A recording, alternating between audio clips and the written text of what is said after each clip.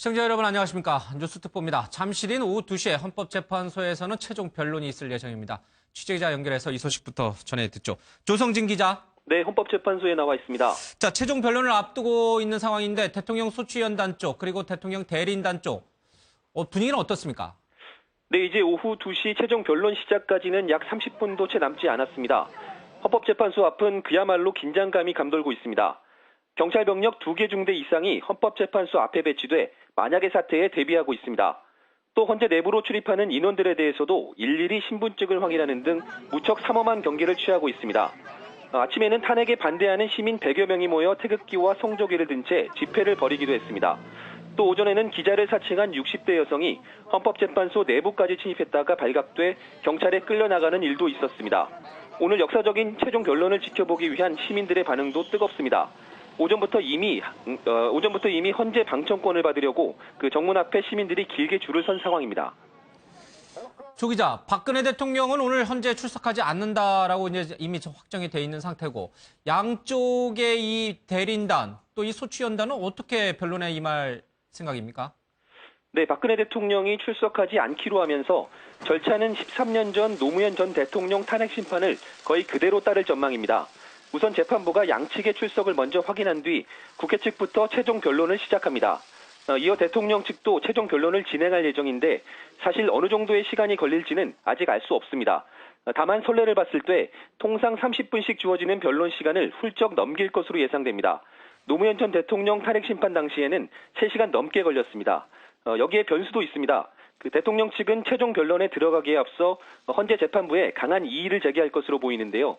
이정미 재판관의 후임 인선 절차 착수를 이유로 최종 변론을 연기해달라는 요청을 할 가능성이 큽니다. 재판부가 이를 받아들이지 않으면 지난 변론 기일처럼 높은 수위의 법정 소란이 벌어질 수도 있습니다. 지금까지 헌법재판소에서 MBN 뉴스 조성진입니다. 네, 헌법재판소에서는 오늘 이 최종 변론이 있을 예정이고 특검 문제로 좀 옮겨가 보죠. 황교안 대통령 권한대행이 오늘 특검 연장안에 대해서 거부 의사를 밝혔습니다. 야당에서는 황 대행에 대한 탄핵도 이제 협의를 하겠다 이런 얘기까지 흘러나오고 있는데 국회 취재기자 대치동 특별검사 사무실에 나가 있는 취재기자 연결하죠. 김도영 기자. 네, 대치동 특별검사 사무실입니다. 자, 이 특검 연장안을 황 대행이 거부했는데 지금 특검의 분위기는 어떻습니까? 네, 박영수 특별검사팀은 오늘 오전 황교안 권한대행의 특검 연장 승인 거부가 발표가 나오자 곧바로 긴급 브리핑을 열었습니다. 특검은 황 대행의 수사기간 연장 거부에 대해 매우 안타깝게 생각한다며 유감의 뜻을 표했습니다. 특검법 수사 대상을 모두 마무리하지 못한 상황에서 수사기간 연장이 무산된 건데요. 특검은 황 대행의 결정은 안타깝지만 남은 기간 수사 마무리를 철저히 하고 공소 유지에 만전을 기하겠다고 밝혔습니다. 황 대행의 수사기간 연장 거부로 특검 일이면 공식 활동을 종료하게 되는데요.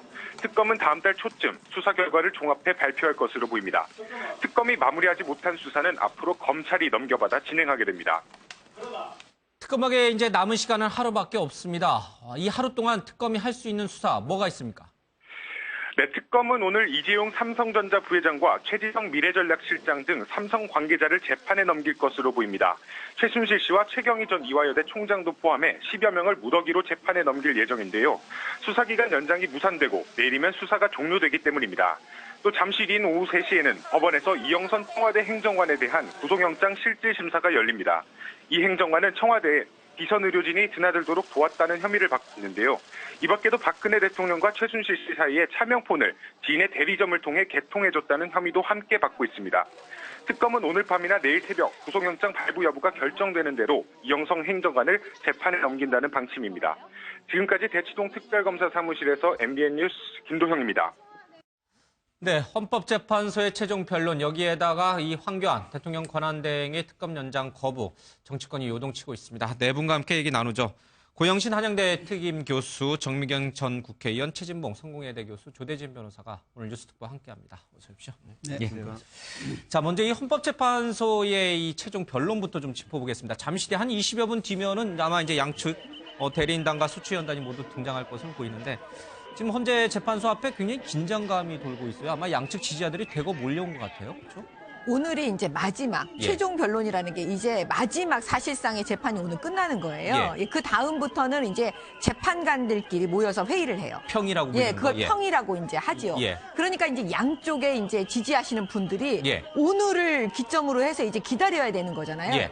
그러니까 오늘 아마 헌법재판소 앞에 다 모이셔가지고 하는데 제가 볼 때는 늘 이 법치주의라는 게 사실은 현장 속에서 바닥에서 어떻게 일어나냐면요. 법치주의가 흔들리면 권력을 가진 사람, 힘 있는 사람은 어떻게든지 살아남지만 예. 그렇지 않고 힘이 없고 약하고 여성, 장애인 이런 예. 경우에는 그 피해를 다 받게 돼 있어요. 그렇기 때문에 저는 정말 자제해달라 예. 이렇게 정말 부탁드리고 싶습니다. 예. 지금 이제 화면에 보이고 있습니다만은 기자를 사칭한 한 60대 여성이 헌재에 이 진입을 시도하는 그런 일도 있었어요. 안 그래도 이정미 재판관에 대한 헌재 재판소장 권한대행에 대한 테러 위협도 좀 있었지 않습니까? 물론 이제 장난이었다 이렇게 이제 뭐 잡히긴 했습니다만은 제대로 마지막 최종 변론이 이루어질 수 있을까 그 부분도 좀 우려가 됩니다. 일단은 그 정도로 국민들의 관심사가 지금 집중돼 있는 거를 뭐 양측 변호인단도 다 대리인단도 알 거고요. 근데 다만 이제 정상적인 변론은 이루어지기 좀 힘들 것으로 보입니다. 예. 박근혜 대통령 측 대리인단은 말씀 주신 대로 이때까지의 절차가 모두 헌법적으로 맞지 않다라고 지금 예. 항변하고 있는 상황이고요. 그렇기 때문에 변론을 종결해서는 안 되고 더 속행을 해야 된다라는 주장입니다. 예. 그렇기 때문에 이번에 나와서 언급은 하지만 변론은 하지만 이게 최종 변론이 아니라 이때까지의 재판 절차가 잘못됐다는 항변을 하는데 그칠 가능성이 높고요. 예. 그러니까 그런 부분들도 필리버스터식으로 김평호 변호사가 이렇게 이끌어 나갈 가능성이 높습니다. 예. 그리고 이제 마지막으로 남은 한 가지 변수가 관련해서 어쨌든 변론 종결을 원하고 있지 않기 때문에 절차적 함정을 마지막 배팅으로 할 수가 있습니다. 그게 무슨 말이냐면 변호인 총사퇴를 하면서 우리는 변론 종결을 받아들일 수 없으니 예. 오늘 변론을 종결하겠다면 우리는 변호인 총사퇴를 한다라고 총사퇴를 해버리면 이제 그 오늘 변론을 종결을 하고자 했던 그 헌법재판소 입장에서는 지금 절차 그러니까 한쪽의 대리인단이 모두 사퇴해버린 상황에서 예. 이걸 변론을 종결해야 되느냐 말아야 되느냐는 또 고심을 해야 되거든요. 예. 그러니까 이런 부분을 덫을 놓고 만약에 그럼에도 불구하고 공지한 대로 변론을 종결해버리면 박근혜 대통령 대리인단 측에서는 이것 봐라 이 정도까지 무시를 하면서 변론 종결했으니 더더구나 이렇게 나온 결론은 더 받아들일 수가 없다라는 식으로 나갈 가능성이 높기 때문에 예. 그런 마지막 수를 던질 가능성도 있어 보입니다. 대통령 대리인단 쪽에서 총사퇴라는 카드를 던질 가능성도 있다. 그러면 오늘 최종 변론 자체가 또 판이 흔들릴 수가 있다. 네, 그렇습니다. 그렇다고 해도 뭐 헌재가 오늘 최종 변론을 무조건 오늘 끝낸다라고 이제 이미 예고를 한 터라 뭐 추가로 더 변론 날짜를 잡을 것 같지는 않습니다. 지금 화면에 보니까 이 헌재 이 앞에는 대통령 퇴진을 요구하는 사람들이 좀 헌재 진입을 이제 탄핵에 반대하시는 분들이 혹시나 헌재로 진입할까봐 그래서 막기 위해서 저렇게 서 있고 또 길 건너편 쪽에서는 대통령 탄핵을 반대하시는 분들이 성조기와 태극기를 흔들고 있습니다. 저런 것들이 사실은 재판관에게 영향을 주지 않잖아요. 왜 저럴까요? 실질적으로 재판관들한테 어떤 재판을 하는데 영향은 없으리라고 봅니다. 그럼에도 불구하고 저런 행동들을 보다 보면 아무래도 사람이기 때문에 재판관도 심리적으로는 서석구 변호사죠? 예, 뒷모습만 봐서 정확히 서석구 모르겠습니다. 변호사 들어가시니까. 머리가 흰 걸로 봐서는 서석구 변호사 같죠? 예. 재판관들도 아무래도 심리적으로는 좀 압박을 받을 거예요. 예. 특히 최근에 이 태극기 집회를 하시는 분들이 예. 뭐 살해 협박, 뭐 위협까지 그런 이렇게 글을 올리기도 하고 예. 또 박영수 특검 그 아파트 앞에는 야구 방망이를 들고 가서 예. 이렇게 연설을 하면서 내가 죽을 각오도 돼 있다 나라를 지키기 위해서 이렇게까지 예. 할 경우 특검이든 헌법재판관이든 상당한 심리적 압박감을 느끼지는 않겠나 그렇게 보여지는데 어쨌든 오늘은 예. 최종 변론을 앞두고 있기 때문에 양측이 그동안에 이 집회를 통해서 어떻게 예. 보면은 마주 달리는 열차처럼 이렇게 폭주기관차가 부딪히는 것처럼, 폭주기관이 부딪히는 그러한 정도의 충돌이랄까 갈등을 빚어왔습니다만은 예. 탄핵 열차가 이제 막바지 종착역을 앞두고 있기 때문에 오늘 최종적으로 이렇게 최종 변론을 앞두고 새 과시 내지는 좀 심리적인 그런 또 여론 환기 차원에서. 지금 국회 소추위원단 쪽에서도 이제 대표 4명이 이제 대기하고 있고요. 이 대통령 대리인단 쪽에서는 변호인들이 전원 다 이제 출석을 했다고 합니다. 아마 잠시 뒤엔 오후 2시에 최종 변론이 시작이 될 텐데, 김평우 이 대통령 대리인단 쪽 이 변호인의 얘기가 계속 이제 조금 논란이 되고 있어요. 잠깐 그 얘기 좀 들어보겠습니다. 탄핵 사유도 지금 국회가 13가지 사유를 적었는데 13가지가 다 필요한 게 사실은 아니에요. 한 가지 나눠서 투표했더라면 모두가 3분의 2를 통과하지 못해서 탄핵 사유가 하나도 안 생길 텐데 이게 사기가 아니고 뭡니까? 국회법에 탄핵 소추 사유를 건건히 별개로 해서 탄핵 소추 의결을 하라라는 그런 명문 규정이 없고 과거 노무현 전 대통령 때도 일괄해서 탄핵 소추 의결을 했고 또 그에 관해서 헌법재판소도 탄핵 소추 사유 별로 하지 아니하여도 위헌이 아니다라는 이미 결정을 한 사례가 있다는 말씀을 드립니다. 탄핵 사유도 지금 국회가 13가지 사유를 적었는데 13가지가 다 필요한 게 사실은 아니에요. 한 가지 나눠서 투표했더라면 모두가 3분의 2를 통과하지 못해서 탄핵 사유가 하나도 안 생길 텐데 이게 사기가 아니고 뭡니까? 헌재에서 판결을 내리면 무조건 승복하자고. 여러분 우리가 노예입니까? 조선시대 양반들이나 우리 상놈들에게 그렇게 말했습니다. 무조건 양반들 말을 따르라고. 그러나 지금 우리가 조선시대입니까? 예, 보신 것처럼 이 긴장감이 팽팽한 상황에서 양측의 이 대표격이 되시는 분들이 헌재 판결에 대해서도 승복하지 말자. 뭐 이런 식의 이제 얘기를 하면 이 파장이 도대체 어디까지 갈까? 이게 참 우려스러워요. 예. 저는 저분이 그래도 판사까지 하셨고 예. 변호사고 법조인이잖아요. 대한변협회장까지 그렇죠. 지내셨죠. 예. 법조인의 입에서 저런 얘기가 나왔다는 게 정말 놀랍기도 하고 실망스럽습니다. 예. 법조인이라면 가장 법을 잘 지켜야 되고요. 법치주의를 수호해야 될 분이잖아요. 다른 사람이 그런 얘기를 해도 법에 따라야 된다고 얘기하고 헌법재판소의 판결에 수용해야 된다고 얘기해야 될 사람이 예. 지금 얘기하는 거 보면 거의 선전선동에 가깝습니다. 이게 무슨 감정적인 사람들의 어떤 군중 심리를 이용해서 예. 뭔가 폭력적 행위를 하도록까지 유도할 수 있는 그런 발언을 저렇게 하시는 거. 예를 들면 뭐 우리가 노예냐. 지금 법이 그러면 노예로 만들어서 자기가 원하는 대로 따르라고 하는 게 아니잖아요. 법관들이 검사와 변호사의 말을 잘 듣고 또는 소추위원단과 대리인단의 말을 잘 들어서 스스로 판단할 수 있도록 그런 결정권을 준 곳이 헌법재판소고 헌법재판관 한 분 한 분이 다 그런 사명감을 갖고 일을 하고 계시는데 거기에 대해서 법치주의를 부정하는 것처럼 저분들이 결정 내린 걸 승복하지 않겠다고 하는 것 자체가 이게 법치주의를 지켜야 되는 변호사 입에서 법률가 입에서 저런 얘기가 나왔다는 게 실망스럽고요. 저게 결국은 태극기 집회에 참여하시는 분들을 선전선동해서 그분들이 만약에 인용이 됐을 때 거기에 대한 반발을 할 수 있는 빌미를 주는 그런 요소라고 볼 수 있겠죠. 오늘 애초에는 대통령이 직접 헌재에 출석할 수도 있다라는 얘기가 이제 나왔습니다만은 나오기로 이제 어제 확정이 됐죠. 대신에 서면으로 아마 자신의 이제 입장이라든지 이런 걸 제출했고 아마 대통령 대리인단이 그거를 쭉 읽을 모양이에요. 대통령의 이 서면서에 보니까 굉장히 억울하다. 뭐 이런 입장을 기존의 입장을 반복하셨어요, 그렇죠? 뭐 대통령이 헌재 변론에 안 나올 걸로 지금 예상을 많이들 했었죠. 예. 뭐 예상대로 된 건데요.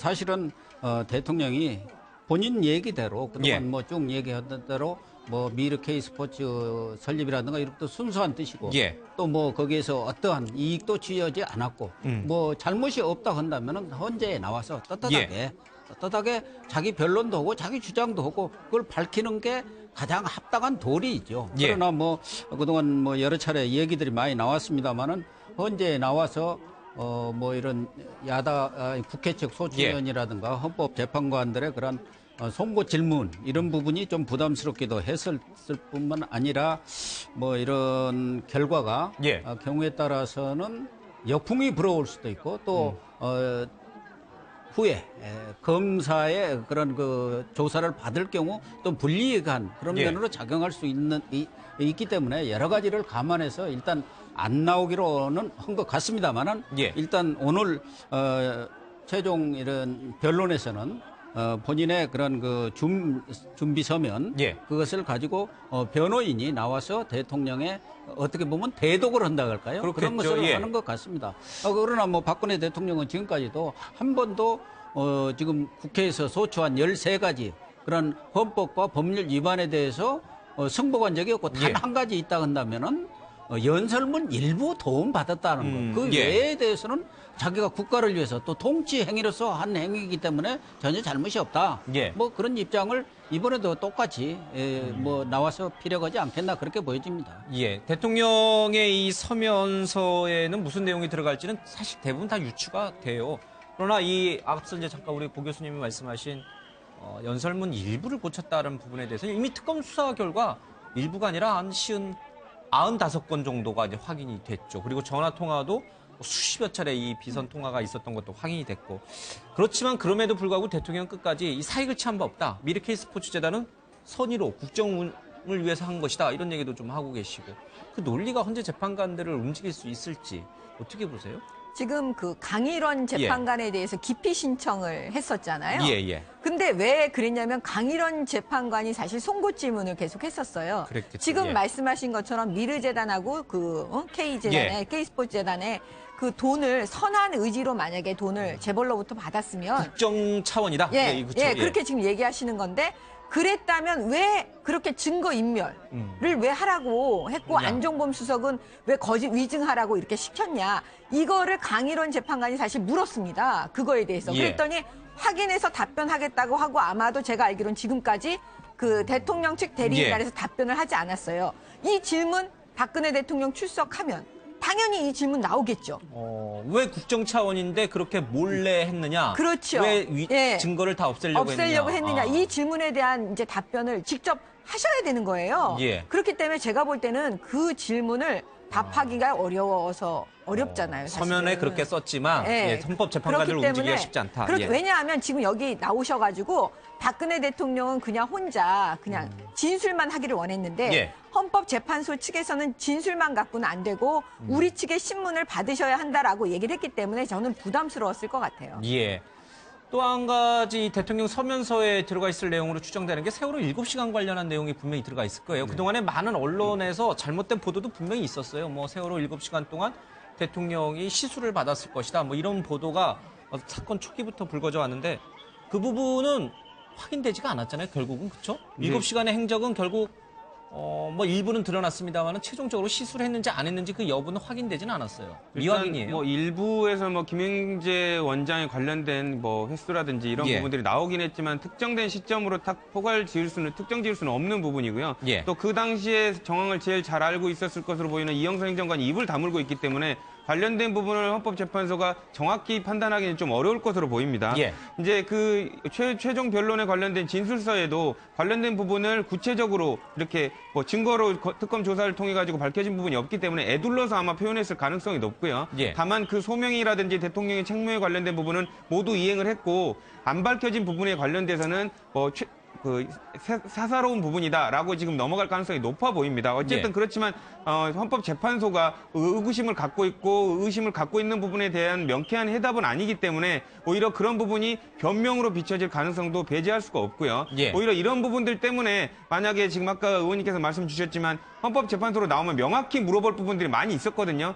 그런 부분들을 직접 나가게 되면 오히려 추궁당하는 형식이 될까 서면 형식으로 대체한 거 아닌가라는 생각이 듭니다. 대통령이 지난번에 또 여러 번 얘기했습니다만 이게 억지로 엮어가지고 이렇게 키운 것이다. 뭐 특정 세력이 특정 언론이 뭐 이런 식의 이제 말씀을 많이 하셨잖아요. 그 무엇이 그러면 억지로 엮은 것인가? 그 내용에 대한 세부적인 뭐랄까 이제 해명이랄까요? 아니면은 반박이랄까요? 이런 것들이 서면서에 오늘 담겨 있었을까요? 저는 그렇다고 생각하지 않습니다. 그냥 말만 표현만 그렇죠. 그렇게 표현만 있고. 그러니까 그 말의 표현 자체는 자신의 억울함을 표현하는 과정에서 나온 말이지 오늘 서면에 어떻게 엮였다는 말은 구체적으로 하지 않을 것 같아요. 다만 본인이 생각할 때 본인이 지금 한 푼도 챙긴 적이 없고 도움도 제한적으로 받았다고 하는 날을 반복적으로 얘기할 것 같고요. 만약에 국회 소추인단에 주장한 부분들의 많은 부분은 본인이 변명하는 그런 시간으로 그런 자료를 쓸 가능성이 있어요. 즉 늘 이제 박근혜 대통령의 커뮤니케이션 스타일을 보면 일방향적이에요. 그러니까 쌍방향이 아니라 개인의 생각과 개인의 어떤 변명이나 말만 하려고 하세요. 그러니까 헌재에 나오는 것도 사실 나오려다가 안 나온 이유가 헌재 재판관들한테 요청을 했지 않습니까? 대리인단이 만약 나오는데 질문을 안 받게 해달라. 그러면 나올 가능성이 있다고 보는 거죠. 그런데 질문을 해야 된다고 얘기하니까 결국은 포기하고 서면으로 준비하고 인터넷 TV죠. 인터넷 예. 모 TV에 출연하셔서도 질문도 보면요. 국민들이 궁금해하는 거 물어보지 않았어요. 대부분. 본인이 변명하고 싶은 내용을 묻고 답변하는 형식. 결국 자기가 생각하는 내용을 전달하는 도구로 그 매체를 사용했었고요. 또 예. 신년 기자회견이나 기자들 모아놓고 얘기할 때도 보면 본인들이 하시고 싶은 얘기만 주로 하셨어요. 그런 스타일로 본다고 하면 오늘 그 최종 변론이라고 본인이 내시는 예. 것도 결국은 본인의 억울함을 일방적으로 주장하는 내용이 담길 가능성이 있다고 봅니다. 예. 저는 덧붙여서 한 말씀 드리면 특검도 지금 대면 조사를 다 받는다겠다 안 받았지 않습니까? 뭐 그 지난번 검찰 조사도 예. 안 받았지만 이 부분도 뭐 명목상은 양측에서 합의한 조사 일자와 장소를 공개해서 신뢰할 수 없다 이런 얘기를 가지고 지금 거부가 돼가지고 이렇게 예. 협의가 이제 안 돼서 사실상 특검 조사도 안 받는 그런 예. 형국이 됐는데 이 부분에서 아마 제가 추측하기는 대통령 측에서 가서 원칙적으로 이렇게 대면 조사를 받지 말고 예. 미리 조사할 그 질의서를 주세요. 그러면 내가 가서 그 질의서를 보고 낭독 그러니까 대면 조사가냐 대면 낭독을 하겠습니다. 예. 이런 것을 좀 요구했던 거 아닌가 하는 생각이 들어요. 말하자면 지금 헌재도 그거 아닙니까? 가서 질문 안 받고 말하자면 헌재 출석 낭독을 하겠다는 거예요. 예. 자기 준비한 서면만 가지고 와서 낭독을 하겠다는 건데 특검에서도 아마 물밑 협상의 가장 예. 핵심은 말하자면 미리 이렇게 국회 같은데 그 답변 뭐 하는 것처럼 미리 질의서를 주면은 그거 가지고 답변서 만들어 가지고 와서 이렇게 예. 말하자면 형식만 모양새만 대면 조사를 하겠다 문의만 대면 조사를 하겠다 이런 것 때문에 양측이 합의가 안 된가 아닌가 하는 추측을 합니다. 알겠습니다. 이제 얼마 안 남았어요. 한 7분 정도 뒤에 최종 변론이 이제 시작이 될 예정인데 일단 뭐 돌아가면서 국회 쪽 소추위원단 쪽이 변론할 거고 이 대통령 대리인단이 또 이제 거기에 대해서 또 변론할 건데 지금 국회 소추위원단 쪽에서는 이 최종 뭐라 그러죠? 이 서면 이제 정리된 거, 네. 예, 서면을 제출했죠. 그러나 대리인단 쪽에서 대통령 대리인단 쪽에서 제출을 안 했어요. 아니 제출했습니다. 제출했나요? 네, 예, 저 네. 아침까지도 제출 안 한 걸로 들었었는데 제가 잘못 들었군요. 제출한 걸로 저는 이제. 아, 그래요? 대통령 대리인단 측은 아직 제출 안 한 걸로 확인을. 그러니까요. 이게 약간 이건 좀 확인해 봐야겠어요. 이게 소추위원단만 내고 대통령 대리인단은 제출을 아침에 아니 한 걸로 종합 보도가 정리서를요. 아, 그래요? 네. 이제 아침에 날 아니, 얘기 그러니까 걸로. 종합 정리서를 왜 헌재에서 요구하지 예. 않았습니까? 그거에 대해서 지정된 기일에 내지를 않았습니다. 예. 아, 근데 그래서 오늘 아침에 냈군요. 예, 그러면. 근데 예. 그걸 오늘 아침에 낸 거죠. 예, 예. 네, 오늘 제가 아침 아침에 방송하면서까지는 내질 않아서 좀 잠시 착각을 했네요. 어쨌든 양측이 그러면 어떻게 이제 진행이 되는 거예요? 지난번처럼 대통령 대리인단 쪽에서 약간의 필리버스트라고 하나요? 쭉 한 변호인이 얘기하고 그 다음을 또 이어서 쭉쭉 하면서 상당히 오랜 시간 갈 것이다 이런 전망도 있던데. 제가 볼 때는 지금 김평우 변호사를 주목해야 합니다. 예. 김평우 변호사가 지금 그 태극기 집회에 나가서 그 연설하는 걸 예. 들어보면 오늘의 이 최후 변론, 말하자면 최후 변론이거든요. 예. 여기에 오셔가지고 정상적으로 얘기하실 것 같지가 않아요. 여기서 말하는 정상적이라는 건 뭐냐면 지금까지 헌법재판소 안에서 예. 법률 전문가들이 하는 그런 법적인 논쟁을 하시지 않으셨기 때문에 예. 그 태극기 집회에서 하셨던 그 얘기를 그대로 옮겨와서 정치적인 얘기를 할 거라는 그렇죠. 얘기죠? 정치적인 얘기를 하시고 예. 제가 볼 때는 이제 공정성과 이런 부분에 대해서 계속 흠집을 내실 거예요. 예. 그리고 나서 제가 볼 때는 전체적으로 다 할 말씀을 하시고 예. 전부 다 퇴장하지 않을까.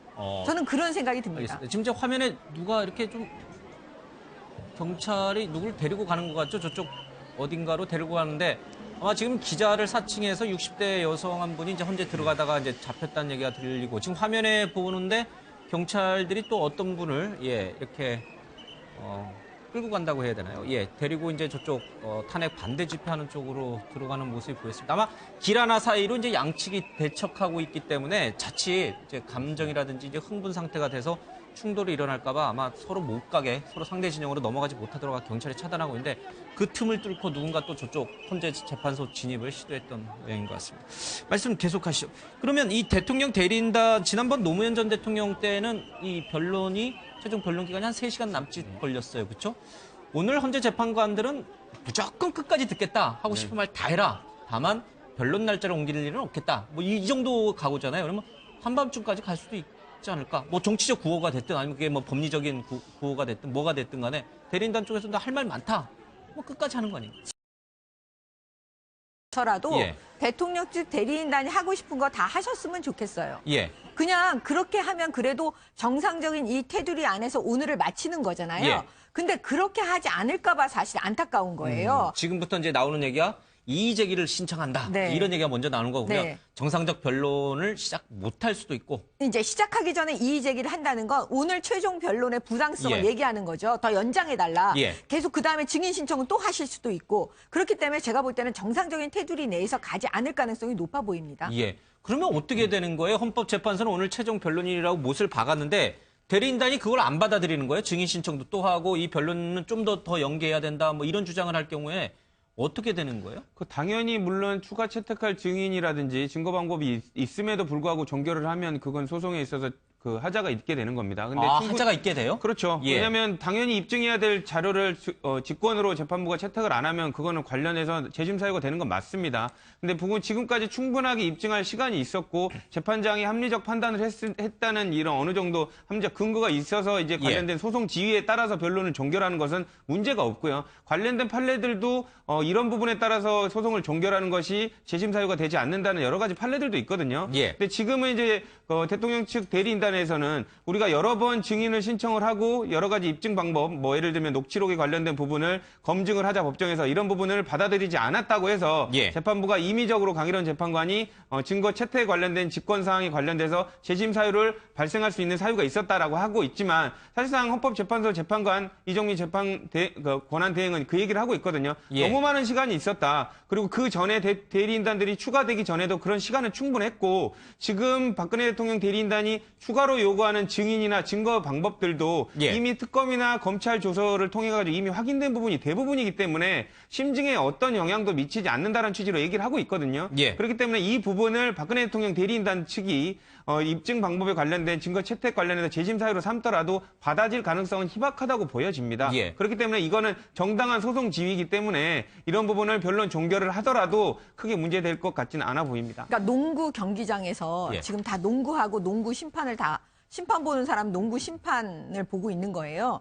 근데 이제 박근혜 대통령 측 대리인단이 축구하면서 왜 우리한테 공정하게 하지 않냐 이렇게 얘기하면 안 받아들여질 게 너무 뻔하잖아요. 예. 지금 그런 형국으로 보여요. 전문가가 볼 때는 그렇습니다. 농구장에 와서 이제 축구하겠다 이렇게 하는 걸로 보인다. 네. 예.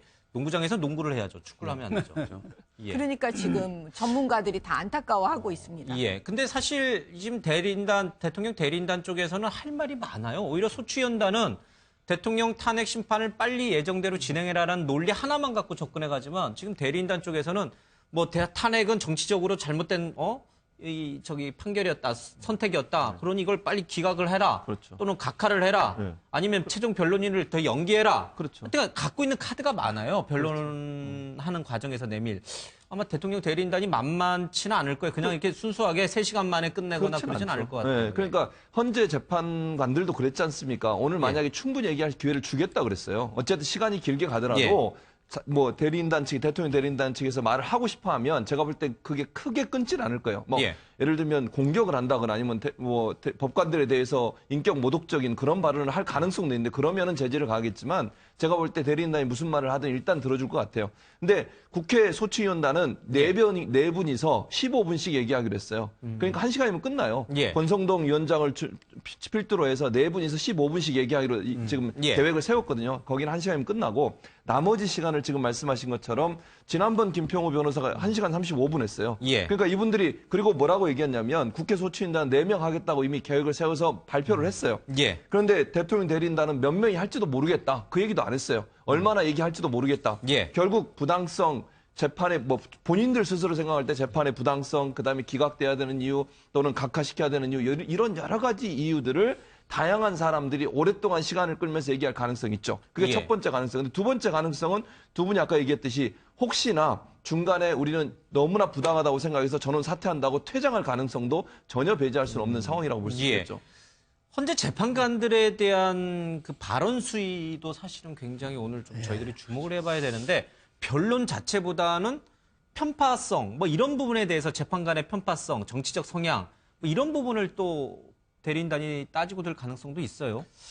지금 김평우 변호사가 대통령 대리인단에 합류하면서 그 대통령 대리인단 측의 어떤 그 기류가 확 바뀐 것 같지 않습니까? 사실은 그 전에 이중환 변호사가 그 대리인단의 대표 역할을 하면서는 뭐 무슨 미래라니 뭐 좀 예. 말하자면 본론에서 격가지를 많이 한 것 같은 느낌을 주었지만 그럼에도 불구하고 정상적인 재판 절차를 쭉 밟아왔는데 예. 사실은 김평우 변호사가 들어오면서부터 어떻게 보면은 본질적인 문제도 제기를 했습니다만은 정치적 재판 쪽으로 몰고 가는 예. 그런 양상을 보이고 있고 그 중에 이제 좀 과격 발언 어떻게 보면은 좀 과격 화풀이라 할까 예. 이런 식의 발언들을 많이 하면서 특히 재판관들에 대해서 불신 내지는 그 불공정성 예. 이런 것을 지금 제기를 하고 있는데 본인으로서 충분히 대통령을 변호하고 있기 때문에 제기는 할 수가 있다고 보는데 문제는 예. 앞서도 잠깐 얘기가 나왔습니다만은 평생을 법조인으로 사신 분이고 보수 가치는 법치입니다. 제일 중요한 것은. 예. 근데 지금 법치주의, 의회 민주주의뿐만 아니라 법치주의까지는 지금 부정하는 발언을 잇따라 하고 계시는 거예요. 예. 재판정뿐만 아니라 시위장에 나가서도 의회 민주주의도 지금 부정하고 있지 않습니까? 예. 국회에서 정상적인 절차를 거쳐서 이루어진 탄핵에 대해서도 탄핵 사기라고 하는 것은 의회 민주주의를 부정하겠다는 거고 예. 지금 재판부에 대해서도 믿지 못하겠다.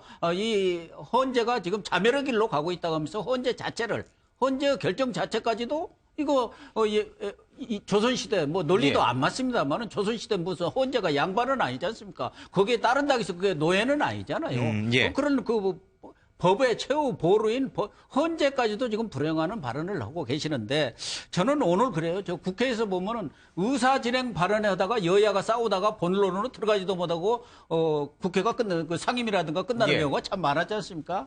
그래서 오늘 또 김평우 저런 변호사들이 나와갖고 이의 신청을 통해서 여러 가지 절차적 정당성, 예. 증인 채택을 왜 안 하느냐, 여러 문제들을 제기하다 보면은 경우에 따라서는 정말 본안에 예. 대한 최종 변론도 제대로 저녁까지 이루어질지 이것도 예. 저는 의문이 돼요. 그러다가 재판부가 좀 제지를 한다든가 예. 이렇게 주의를 주고 그러면은 우리 이렇게 불공정한 거 못해 하고 다 퇴장해버리고 그럴 가능성도 있다. 그러다가 예. 휴정 잔뜩 하다가 나중에 또 들어가겠다고 하고 이런 식의 말하자면 좀 지연전술이랄까 최종 변론 자체를 오늘 종결을 못 하도록 이렇게 끌고 가는 거 아닌가 하는 생각이 들어요. 어쨌든 지금 최종 변론은 이제 시작이 됐습니다. 대통령 대리인단이 어떤 전략을 갖고 나왔는지는 좀 잠시 뒤에 이제 확인될 텐데, 그래서 우리 고 교수님 얘기하신 것처럼 지난번 변론 때는 이 재판관들과 대통령 대리인단 사이에 굉장한 이 신경전이 있었어요. 예, 말을 함부로 하지 마라, 모독하지 재판을 마라, 똑바로 해라.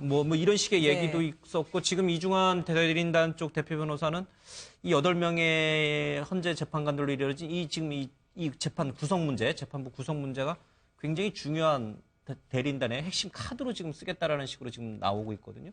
이분 분명히 제기하겠죠. 아니 문제를 제기하는데요. 제가 조금 전에 고 교수님. 우리 고 교수님 말씀하신 거에 김평우 변호사가 어떻게 주장하는지를 알아야 되잖아요. 예. 김평우 변호사는 도리어 헌법재판소가 법치를 벌였다. 법치주의를 위반하고 있다라고 지금 주장하고 계세요. 여러 가지 이유로 예. 섞어찌개 얘기도 하시면서. 근데 지금 우리 앵커께서 말씀하신 부분 있지 않습니까? 8인. 예. 9인 9명의 재판관으로 구성된 헌법재판소여야 한다. 왜 8명으로 하냐? 우리가 예. 못 받아들인다 그러는데 그거는 판례가 있습니다. 8명이라도 그거는 합헌이라는 그런 판례가 있어요. 예. 헌법재판소가 이미 그거에 대해서는 그 전에 결론을 내렸어요. 예. 왜냐하면 헌법재판소법에 의하면 심리를 할 수 있는 게 7명 이상이면 되고요. 예. 그다음에 6인 이상이면 이거는 인용 내지는 기각 이거 하는 거 다 아시잖아요. 그렇기 때문에 그 지금 김평우 대통령 측 대리인단의 주장은 사실은 이미 지나간 유행가에 불과한 것이죠. 그래도 9명, 그러니까 8명보다는 9명으로 구성되면 심리를 좀 더 충분히 할 수 있는 건 아닌가요? 심리는 더 충분히 할 수 있죠. 그러면 지금 이렇게 그런데 중대한 지금 굉장히 사건은 좀 충분히 해야 하는 것도 필요하잖아요. 충분히 하는 게 필요한데 지금 시국에서 그 한 명을 결정하는 사람이 예. 누구예요? 황교안 권한대행이기도 하고 정치인들의 국회가 예, 예. 협조를 해줘야 되는 거잖아요. 헌재 소장 목소리, 대통령 그렇죠. 지명 예, 목소리로 이제 지명 나갔으니까 몫이니까. 박한철 소장이 그럼 나갔을 이런 거냐. 모든 게 지금 이 시국에서 가능할 거냐? 그러면 처음부터 문제 제기를 했어야죠. 처음부터 문제 제기하지 않고 지금까지 왔잖아요. 예. 그런데 이게 이 탄핵 심판이 거의 말미까지 왔어요. 말미까지 와서 지금의 문제 제기를 하는 건 예. 어떻게 보면 지나간 거죠. 예. 예. 대통령 대리인단 쪽에서는 박한철 소장의 후임도 임명하고 또 이정미 재판 그중 권한대행에 이제 3월 13일 퇴임하지 않습니까?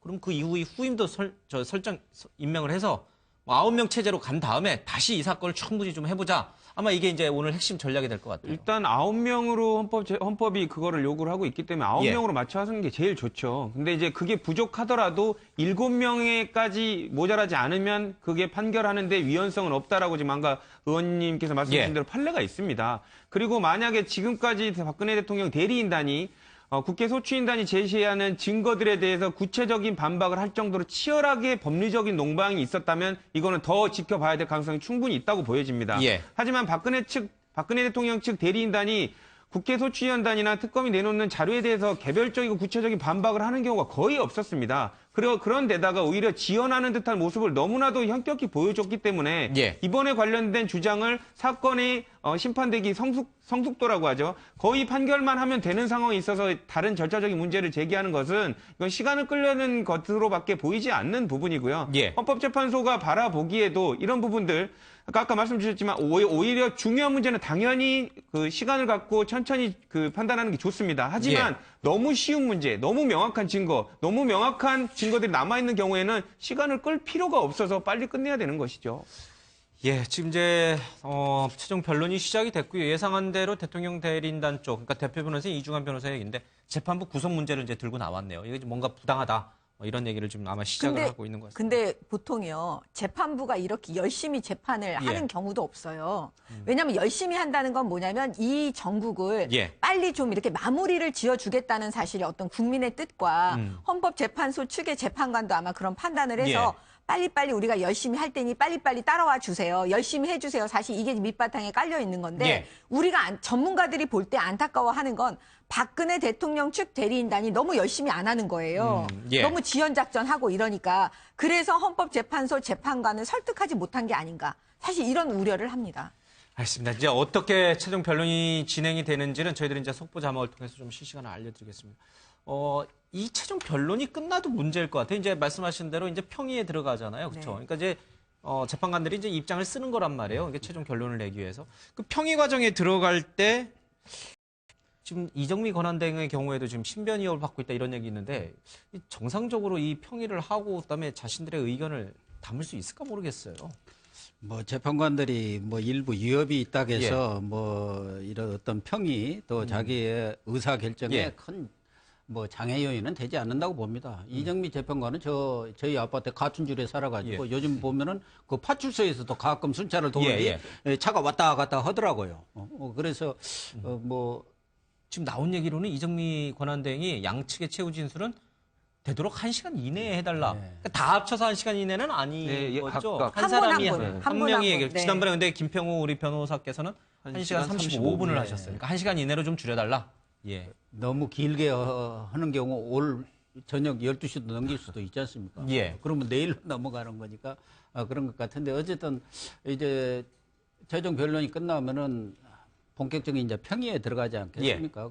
그거 평의에 들어가면은 뭐 재판관들이 다 오래된 법조 경험들을 갖고 계시니까 그동안에 나왔던 증거라든가 증인들의 그런 뭐 여러 가지 진술 또 뭐 법리에 따라서 아마 법과 우리가 흔히 말하는 법과 양심에 따라서 최종 어떤 그 결론을 내리고 그것이 지금 8명이니까 6명이 인용을 하면은 뭐 그대로 탄핵이 인용이 결정이 날 걸로 보는데 뭐 3분이 뭐 반대를 한다면 기각이 될 거고.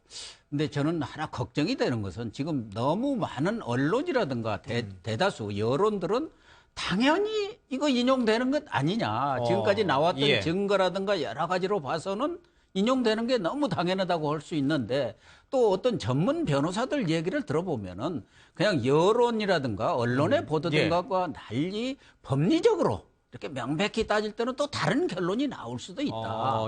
그랬을 경우 만약에 뭐 인용이 나온다 한다면은 큰 문제는 없으리라고 봅니다. 대통령이 또 뭐 하야를 물러나시고 한다면은 다소 반발은 있겠죠. 만약 그렇지 않고 뭐 기각 결정이 난다든가 이런 경우에는 어쨌든 내년 2월 25일까지 임기가 연장이 되는 것이고 그동안에 있어야 할 그런 혼란상은 말할 것도 없고 촛불의 민심이라든가 어떤 그 예상 밖의 그런 결론이 만약에 나온다 한다면은 참 후유증이 크겠다 하는 생각이 들고 지금 뭐 알려지기로는 8명 재판관 중에서 한 4분 내지 5분은 아직까지 단 한마디도 말씀을 안 하신다는 거예요. 내부적으로도. 그러니까 어떤 생각을 갖고 있는지 이제 본격적인 평에 들어가면은 의사들을 표현을 하겠지만 너무 애단해서 이렇게 이 얘기를 할 필요는 없지 않겠냐 하는 생각도 듭니다. 고 교수님은 이제 탄핵이 인용이 되면 별 큰 혼란은 없겠지만 만약에 기각되면 큰 혼란이 있다고 하는데 또 그렇지도 않습니다. 이쪽 편에 계신 분들은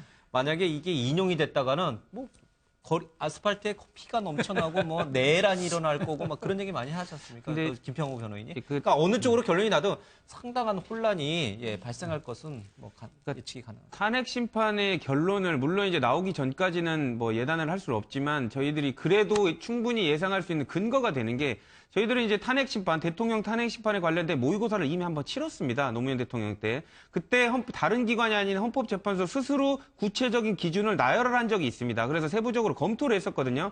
그렇기 때문에 이번에 그 박근혜 대통령 탄핵 심판에 임하는 재판관들 같은 경우에는 물론 똑같이 중대하긴 하지만 그 기준을 그대로 적용만 하면 그렇게 어렵지 않게 결론을 내릴 수가 있고 그 당시에는 어떻게 보면 국민의 여론과도 배치가 될 정도로 정치적인 이유로 뭐 이렇게 탄핵 심판했다는 그런 비판도 있지 않습니까? 하지만 지금은 되게 관련된 당사자들의 구체적 개별적 범죄 사실에 관련된 조사가 충분히 이루어진 상태거든요.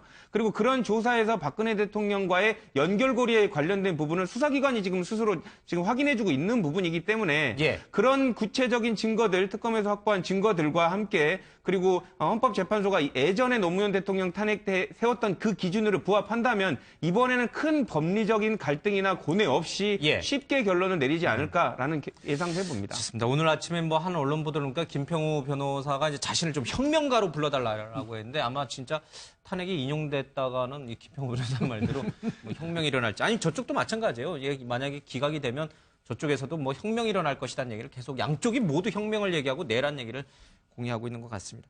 근데 잠깐 제가 하나 궁금한데 아까 이제 탄핵 그 소추연단 쪽에서 들고 나온 전략 가운데 뭐 여러 가지가 있겠죠. 대통령의 국정 수행 방식이라든지 아니면 최순실의 국정농단이라든지 여러 가지 이제 차고 넘친다는 그 증거들 가운데 왜 하필 세월호 7시간을 집중적으로 자신들이 변론을 하겠다. 탄핵 사유로 이 세월호 7시간을 밀겠다. 이게 오히려 불리한 거 아닌가요? 세월호 7시간에 대해서 대통령의 행적이 명확하게 확인된 게 없는데 이거를 탄핵 사유의 주 근거로 오늘 밀어붙이겠다. 이 전략이 맞는 거예요? 법률 전문가들 사이에서요. 거의 대다수가 사실 세월호 7시간은 탄핵 사유에 처음 들어갈 때 좀 저거는 적절하지 않다라고 사실 많은 얘기를 했었어요. 탄핵 사유로 보기가 어렵다라고. 어렵다. 왜냐하면 그 사고와 박근혜 대통령의 그 아침의 행위라든가 여러 가지 이런 지시라든가 이런 모든 거 아무것도 안 하셨으면 아무것도 안 하신 거 이게 사고와의 직접적인 상당 인과관계가 있느냐. 이 지점에서 많이 떨어지는 거예요. 그렇기 때문에 아마 법률 전문가들은 그거에 대해서 회의적이었는데 그 지점에서 이제 자신이 있으신 거죠. 대통령직 대리인단은 아니죠. 대통령직 대리인단은 원래 기본적인 상당 인과관계가 없다라고 아마 주장을 하실 거예요. 근데 지금 박근혜 대통령 측 대리인단에서 가장 가슴에 애리는 지점은 뭐냐면 뇌물 부분입니다. 이재용 삼성 부회장이 영장 재청구되는 그 지점에 김평우 변호사님 등장하신 거예요. 그렇기 때문에 지금 뇌물 부분 때문에 이게 인용 가능성이 높아졌다라고 자체 판단을 한 게 아닌가 이런 추측이 됩니다.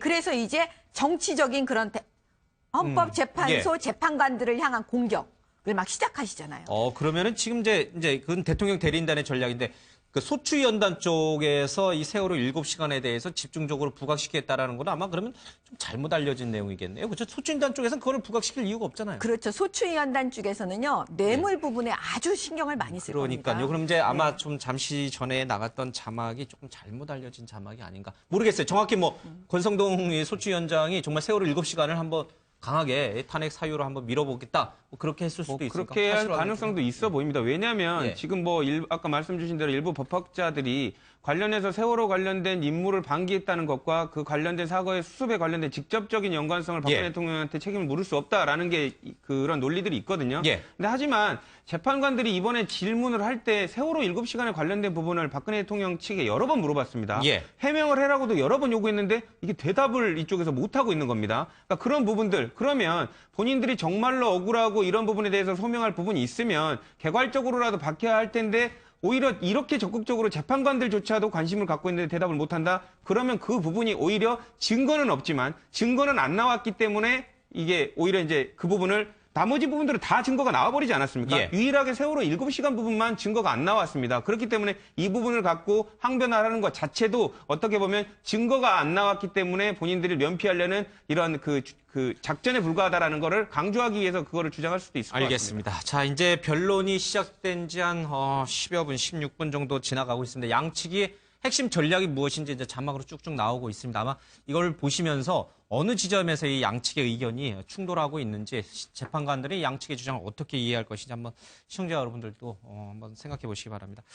잠깐 김경진 국민의당 수석 대변인 전화로 연결해서요. 지금 이 현재 최종 변론 문제 그리고 앞서 오전에 있었던 황교안 권한대행의 특검 연장 거부 문제 좀 잠깐 들어보겠습니다. 안녕하십니까, 김 대변인? 네, 안녕하십니까.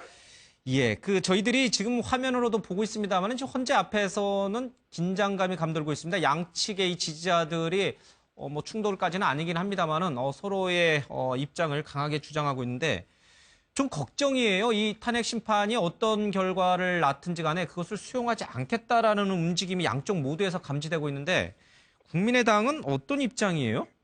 근데 지금 이제 탄핵 재판 자체가 내려지기 직전이다 보니까 예. 양측 공이 기싸움을 하는 차원에서 수용할 수 없다. 자신들에게 불리한 결론이 나오면 그런 얘기를 하고는 있지만 예.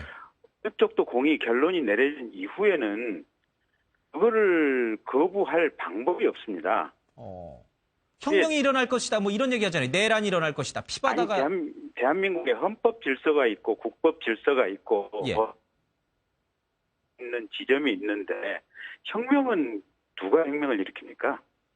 불가능한 얘기들이고요. 예. 차분하게 이 탄핵 재판 과정과 결과를 지켜보면 되고 예. 자신들이 생각했던 결론과 다른 지점이 나오면 그 점에 대해서는 또 논리적으로 비판을 하면 되는 것이고 예. 어쨌든 대통령 선거는 빨리 있으면 올해 5월 그다음에 천천히 그 정도 차이거든요. 예. 그리고 탄핵 재판이 인용이 되든 기각이 되든 이미 검찰이라든지 특검에 의해서 박근혜 대통령은 여러 범죄 사실에 공범으로 이 공소장에 기재가 된 이런 상태이기 때문에 예. 박근혜 대통령이 형사처벌을 받는다는 점에도 또 이견이 없습니다. 그래서 국민들이 예. 일단 좀 차분하게 지켜보시면 좋을 것 같습니다. 차분하게 좀 지켜보자. 예. 예. 뭐 말로는 그렇게 하지만 이게 차분하게 지켜볼 상황은 아닌 것 같습니다. 네. 양쪽 모두의 사생 결단에 아마 생각을 갖고 이 문제를 좀 지켜보고 있는 것 같습니다. 대통령 대리인단 쪽에서 이 이른바 8인 체제, 재판관 8인 체제에 대해서 계속 이의 제기를 하는 것으로 지금 전략도 아마 그렇게 나오는 걸로 저희들이 이제 확인이 되고 있습니다. 네. 8인 체제로 하는 것보다 9인 체제가 좋은 건 분명하지 않습니까? 조금 그렇죠. 이제 숫자 9명이 다 갖춰진 상태에서 재판을 하는 것이 가장 이상적이기는 하지만 예. 실은 이게 9인 체제가 필요하다고 주장해야 될 사람들은 국회의 탄핵 소추인단입니다. 예. 그러니까 탄핵 소추가 인용이 되려면 절대적으로 6명이 필요하지 않습니까? 그렇죠. 예. 근데 8명이나 7명으로 줄어들게 된다면 그게 국회에 불리한 것이고 대통령 측에서는 조금이라도 유리했으면 유리했지 불리한 내용이 아니거든요. 그렇죠. 예. 네, 근데 자신들에게 유리한 내용을 오히려 탄핵 소추가 인용될 가능성이 높다고 보니까 거꾸로 그게 자신들에게 불리하다는 식으로 말을 만들어내고 있는 거거든요. 보면. 예. 그리고 그 헌법재판소법 23조에 보면 분명히 7인 이상이면 헌법재판 탄핵 재판을 진행할 수 있고 결론을 낼 수 있다라고 못을 받고 있습니다. 예. 그렇게 명백하게 법 조항이 있는데도 불구하고 변호사란 분들이 그렇게 법정에서 헛소리를 하는 것은 조금 지나치게 금도를 벗어난 것이 아닌가 싶습니다. 예, 그 헛소리라는 표현은 좀 정정하겠습니다. 예, 네. 대통령 대리인단들도 나름의 논리를 갖고 얘기하는 거니까. 예. 네. 앞서 오전에 황교안 권한대행이 특검 연장안을 거부했어요. 이 국민의당은 어제부터 철야 농성을 했는데 예. 이 야당 쪽에서는 이 황 권한대행에 대한 탄핵을 좀 추진하겠다 이렇게 얘기를 하고 있어요. 국민의당 입장은 뭡니까? 저희도 아직 이제 그 당론으로 정하지는 않았는데 예. 그 황교안 대행이 9시 반에 발표를 한 이후에 의원들 약 한 7, 8명 정도가 모여서 잠정적인 구속회의를 했습니다. 원내대표 주재로. 예. 그랬더니 대부분이 탄핵을 추진해야 되는 것이 아니냐라는 의견을 제시했고, 그래서 11시에 있었던 사당 원내대표단 회의에서 예. 저희 국민의당과 더불어민주당은 탄핵소추를 추진하자 이렇게 얘기가 됐습니다. 예. 그 특검 연장을 안 하는 그 부분에 대해서 황 권한대행이 안 한 부분에 대해서 예. 자유한국당은 옹호하고 있잖아요. 여보세요? 예. 예. 그러니까 이제 이런 거죠. 가령 황교안 이제 권한대행은 이제 대통령 직무대행을 하고 있는데 예. 지난번에 특검이 청와대에 대해서 압수수색 영장을 발부받았지 않습니까? 예. 그러면 대통령 권한대행이라면 청와대 시설이라든지 이 경례에 대한 관리권이 있기 때문에 예. 이 압수수색이 정상적으로 진행될 수 있도록 황교안 대행이 적절하게 조치를 취해야 될 의무가 있는데 예. 이건 내 일 아니다라고 그냥 방기를 해버렸거든요. 예. 그래서 그런 부분이 직무유기다라고 지금 판단을 하고 있고요. 예.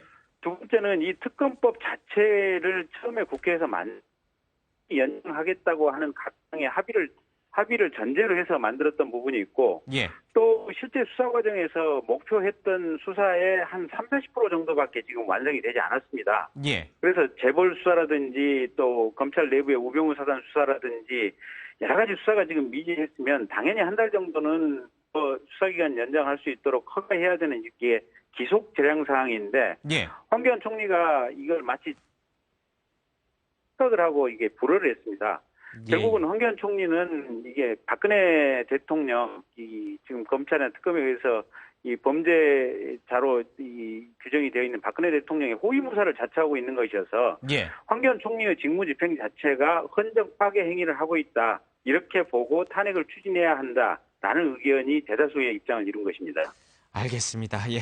오늘 말씀 잘 들었습니다. 고맙습니다. 네, 고맙습니다. 예, 국민의당 김경진 수석 대변인 얘기 들어봤는데 전화 연결 상태가 고르지 못해서 중간중간 좀 끊겼습니다. 좀 사과드립니다.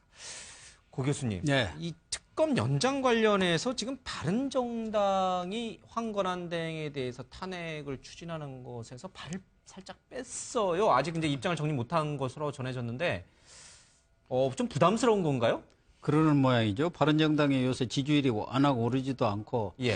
사실은 지난번 분리에 나갔을 때 보수 적통을 바른정당 쪽에서 가져가지 않겠나 그런 예상도 했습니다만은, 예. 어쨌든 이렇다 할 대선 주자도 없고, 사실은 반기문 전 유엔 사무총장한테 엄청난 기대를 하면서 많은 분들이 이렇게 탈당에 나가서 바른정당을 만든 거 아니겠습니까? 그런데 반기문 총장이 깃발도 올리기 전에 내려버렸으니까 저쪽의 입장에서는 어려움을 당할 건 불문가지인데요. 어쨌든 바른정당 입장에서는 지금 자신들의 전통적 지지층, 소위 말해서 보수층, 중도층에서 외면을 당하고 있기 때문에 이 황교안 탄핵 문제에 대해서 다소 발을 뺀 것 같은데, 저는 탄핵 자체 이 추진하는 것은 그렇게 썩 오르는 것은 아니라고 봅니다. 권한대행까지 정치적으로 황교안 총리가 말하자면 탄핵 연장을 거부한 데 대해서 얼마든지 공격할 수는 있지만, 이것이 과연 탄핵의 사유까지가 되느냐, 이 부분에 하나의 문제를 지적하고 싶고, 또 하나는 더불어민주당이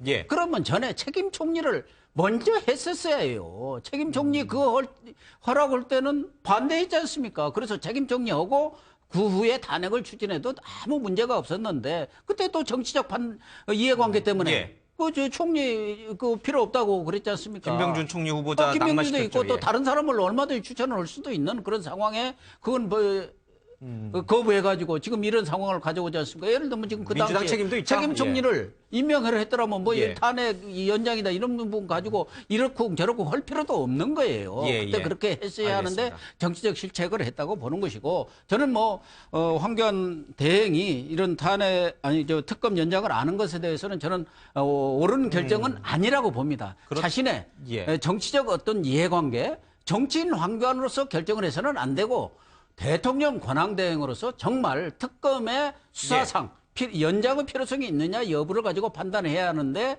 저는 그런 부분에 제대로 판단을 좀 미흡하게 한 거 아니냐 하는 생각을 갖고 있지만 그렇다고 해서 지금 황교안 총리까지 권한대행까지 대통령 권한대행까지 탄핵한다는 것이 과연 설득력이 있는 겁니까? 국민 여론이 어떨지 모르겠습니다. 저는 교수님의 결론에는 같이 동의하지만 그 바른정당에 대한 부분은 좀 달리 생각하는데요. 바른정당이 지지율 때문에 저렇게 뭐 우왕좌왕하거나 그렇게 결정을 미루거나 저는 그렇다고 보이지 않아요. 왜냐하면 사실 바른정당은 제대로 된 보수를 하겠다는 거잖아요. 그러면 제대로 된 보수는 뭐냐면 법치주의고 이성적이고 합리적으로 가야 되는 거예요. 핵심은. 그럼 생각을 해보세요. 지금 대통령 탄핵 정국이에요. 근데 또 황교안 권한대행을 또 탄핵해요? 이게 국민들 볼 때 이성적이지 않잖아요. 또 정치적 쇼로 비춰질 가능성이 높잖아요. 야당에 대해서. 그러니까 바른정당은 이런 정치적 쇼는 안 된다. 왜냐하면 황교안 권한대행이 특검을 연장해 주는 거에 찬성합니다. 바른정당은. 그렇잖아요. 근데 찬성하지만 황교안 권한대행이 일단 결정을 했잖아요. 연장해 주지 않기로. 그러면 그거에 대해서 정치적 책임을 져야 되는 거죠. 그렇죠? 그다음에 다른 부분으로 그거를 정치권에서 공격을 하거나 정치적 공격을 하거나 아니면 대안을 만들어야죠. 근데 그것 말고 탄핵하자는 대안은 너무 이성적이지 않다는 거죠. 그 점은 맞는 것 같아요. 저는 사실 아침에 뉴스를 쭉 보니까 정병국 대표께서 황교안 독재냐 뭐 이렇게 독재로 가느냐 해서 사실은 바른정당에서도 뭐 탄핵보다도 아주 강경한 입장을 표명했는데 그 탄핵까지 그 사이에 제가 좀 뉴스를 놓친 것 같습니다. 어쨌든 이제 보면요, 뭐 대통령 지금 박근혜 대통령 탄핵 심판이 이루어지고 있는 와중에 그 권한대행마저도 또 탄핵을 할 경우에는 글쎄요 국민 여론이 어떻게 움직일지. 만약에 탄핵 황교안 권한대행 이게 시청자 여러분들 헷갈릴지 모르겠습니다. 대통령 탄핵인지 권한대행 탄핵인지 잘 모르겠습니다만. 권한대행에 대해서 탄핵을 추진한다고 하면은 어떻게 되는 거야?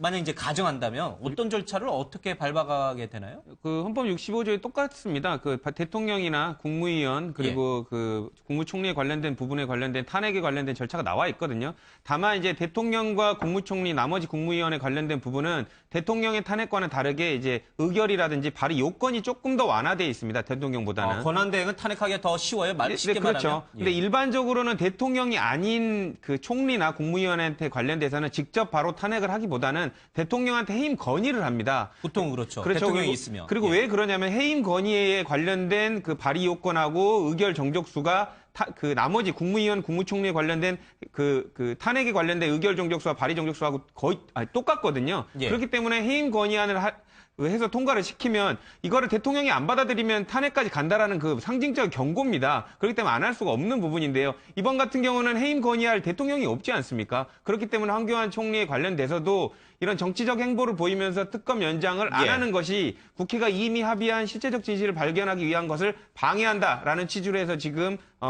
탄핵을 할 걸로 보이는데 만약에 이게 상정이 된다면 해임 건의안 관련돼서도 아까 말씀드린 대로 대통령보다는 훨씬 더 완화돼 있다 말씀드리지 않았습니까? 그러면 지금 원 구성으로 봤을 때는 충분히 통과될 가능성이 높다고 보여지죠. 뭐 자신에 대한 해임 건의안을 자신이 결정해야 되는 그런 또 웃지 못할 상황이 또 올 수도 있군요. 어쨌든 이 부분은 좀 더 지켜봐야 되겠습니다. 뭐 당장 된다 안 된다 황교안 권한대행에 대해서 이 탄핵이 된다 안 된다까지 저희들이 앞서가는 건 좀 아닌 것 같습니다. 좀 지켜보겠습니다. 국민 여론도 좀 봐야 될 것 같고요.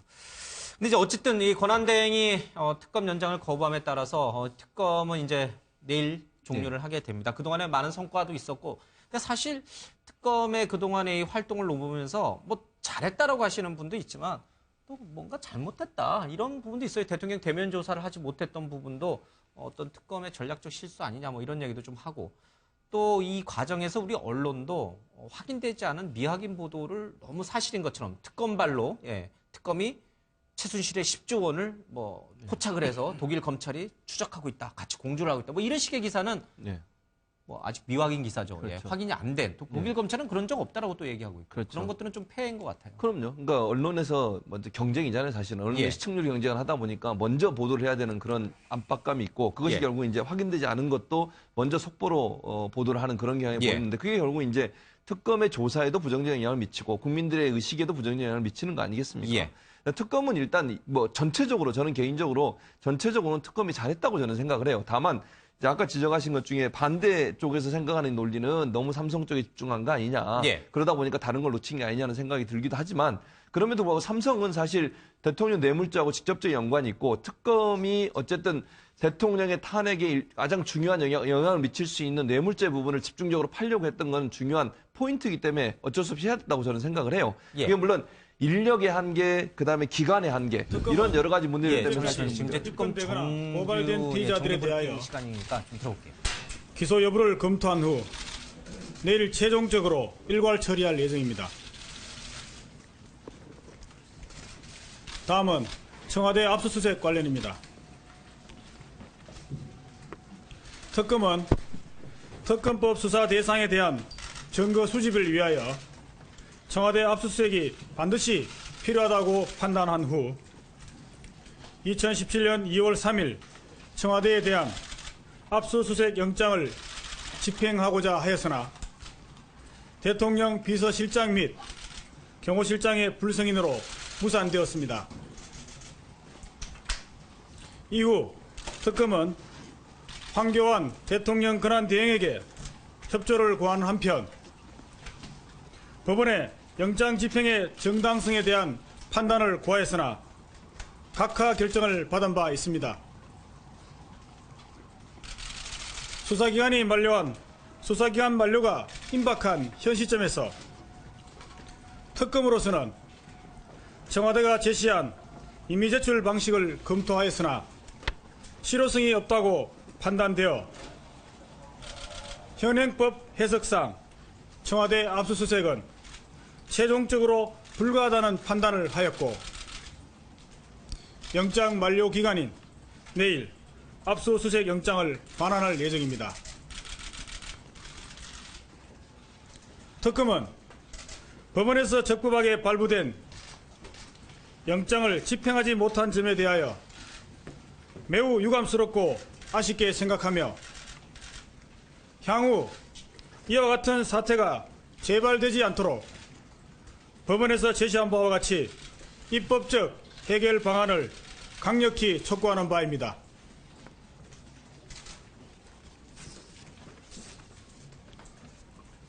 다음은 대통령 대면 조사 관련입니다. 특검은 수사 필요상 대통령 대면 조사가 반드시 필요하다는 원칙 하에 조사 장소, 시간, 형식 및 공개 여부 등 모든 조건을 대통령 측의 요구를 최대한 수용하여 협의를 진행하였습니다. 이에 따라 특검은 지난 2월 9일 대통령에 대한 대면 조사를 하기로 대통령 측과 합의한 후 준비하였으나 특검이 비공개 약속을 어겼다는 이유로 대통령 측은 대면 조사를 일방적으로 거부하였습니다. 위와 같은 대면 조사 거부에도 불구하고 특검은 조사 진행을 위하여 대통령 측과 몇 차례 추가 협의를 하였으나 조사 과정의 투명성과 공정성 확보에 관한 의견 불일치로 인하여 대통령 대면 조사는 결국 이루어지지 않았습니다.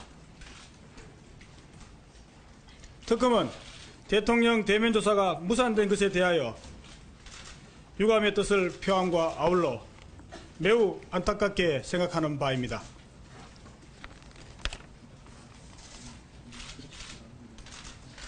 예, 발표 마치고 질문 받겠습니다.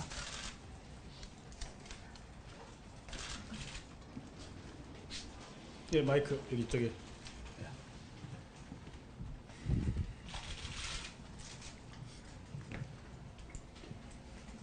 한국일보 손윤성입니다. 대통령 대면 조사 관련해서 최종적으로 결정이 난 시점에 어떠한 협의 과정에서의 난항이나 좀 사정들이 있었는지 그때 특검부께서 확정이 되면은 이제 말씀하시겠다고 했는데 조금 전에 이제 좀 막연하게 아마 말씀하셨지만 어떤 사정인지 좀 더 구체적으로 말씀해 주시길 바랍니다. 예, 대통령 대면 조사가 그 1차로 무산된 이후에 추가로 협의를 진행하였습니다. 말씀드린 바와 같이 처음에 진행될 대면 조사에 가서는 특검이 모든 조건을 양보하였습니다만은 1차가 무산된 이후에는 그 상호 신뢰가 무너진 상황이라서 서로 간의 주장의 차이가 좀 있었습니다. 결국 결정적으로 협의가 되지 않은 부분은 조사 과정의 투명성과 공정성, 그리고 조사 과정에서 나타날 수 있는 돌발적인 상황을 예방하기 위하여 특검 측에서는 조사 과정에 녹음이나 녹화를 원하였습니다.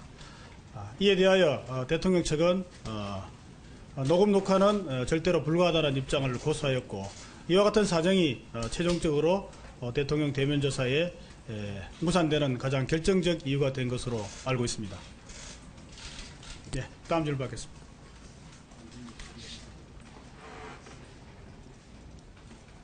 네, 말씀하십시오. 네, 저 미디어오늘의 성가영 기자인데요. 그 우병우 전 수석 관련해서 그 영장에 기재된 혐의로 불구속 기소하는 게 아니라 전체를 다 검찰에 수사하게 하겠다는 보도가 났는데, 그에 대한 확인과 그 결정에 대한 특검의 판단 이유를 듣고 싶습니다. 예, 그 우병우 전 민정수석에 대하여서 그동안 검토를 해왔습니다. 오늘 최종적으로 수사기한 연장이 불성이 되었기 때문에 특검에서 선택할 수 있는 방법은 두 가지로 보여집니다. 첫 번째는 특검에서 현재 조사하고 영장 청구한 피의사실을 기준으로 하여 불구속 기소하는 방안과 모든 지금까지 그 수사한 상황을 전체적으로 종합하여 검찰로 이첩하는 방안, 두 가지가 아마 고려 대상인 것으로 알고 있습니다. 현재 아직까지 최종적으로 결정된 상황은 아니지만 두 가지 방안에 있어서 그 장단점을 특검에서는 고려하고 있습니다.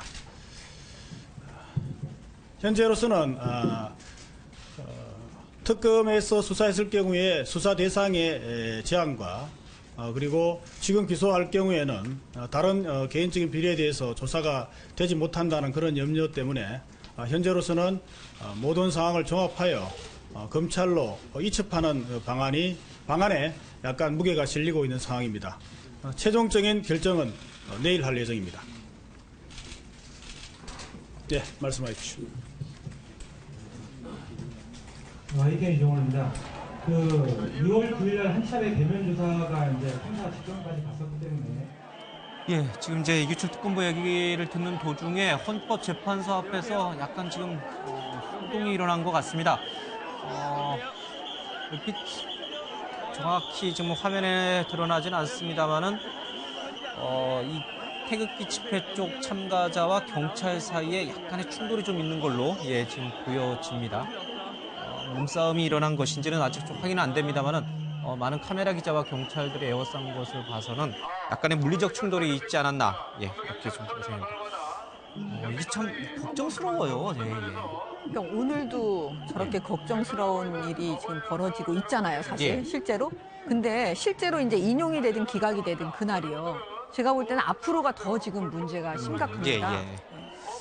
걱정스럽죠. 지금 정확히 어떤 일이 벌어졌는지는 확인은 되지 않습니다만은 경찰과 이 태극기 집회 참가자 사이에 약간의 물리적 충돌이 일어났고 경찰이 곧 정리를 좀 할 것 같습니다. 앞서 이규철 특검보 얘기 가운데 내일이 마지막 종료니까 한숨을 깊게 내쉬면서 다투는 것 같아요.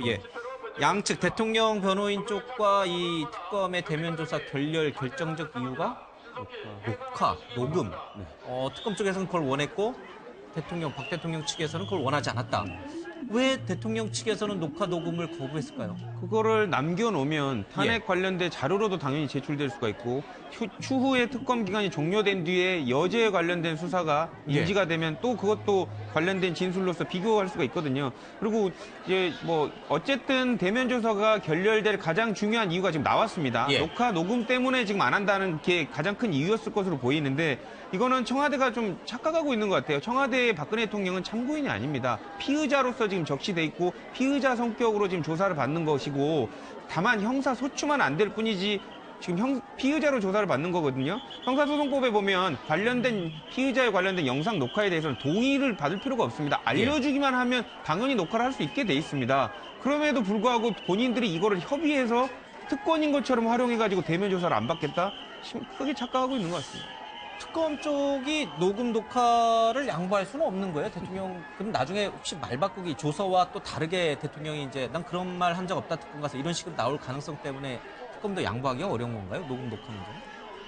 혹시라도 제가 볼 땐 그런 일은 없겠지만 혹시라도 정말 나중에 그 조사한 그 조서 자체가 내가 얘기한 거하고 다르게 되어 있다라고 대통령께서 얘기할 수가 있잖아요. 그럴 경우에 특검은 또 엄청난 부담을 갖게 되니까 그거를 그때 당시를 그대로 그냥 녹화 녹음하는 게 사실 검찰 입장에서는 속이 편한 거죠.